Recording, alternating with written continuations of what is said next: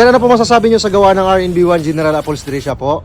Maayos sir, maganda, malinis at garantisado.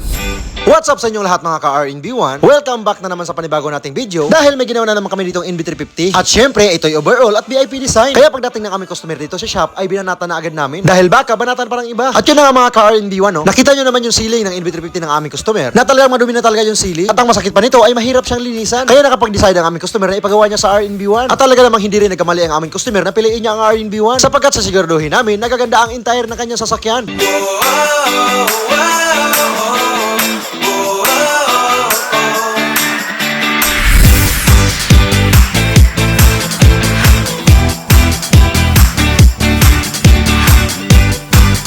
So yun na nga po mga ka-RNB1 no? Pagkatapos ng ikabit ang ceiling ay kinabit na rin namin yung mga upuan nito dahil kailangan namin itong matapos ngayon sapagkat ang aming customer ay uuwi pa ng Bicol. Di ba napakalayo pa ng pinanggalingan ng aming customer? At binisita niya talaga yung shop namin dito sa Novaliches, Quezon City sapagkat gusto niya ipagawa sa RNB1 ang kanyang sasakyan. At talaga naman mga ka-RNB1 na hindi nagkamali ang aming customer na piliin niya ang shop namin sapagkat siguraduhin namin na talagang satisfied siya sa kanyang pinagawa sa amin. At bago siya umuwi, siguradong may ngiti mga ka-RNB1. Kaya kayo dyan mga ka-RNB1, hanap niyo ba'y pulido gumawa kagaya nitong mga ginagawa namin? Dito lang yan sa RNB1 General Upholstery Shop.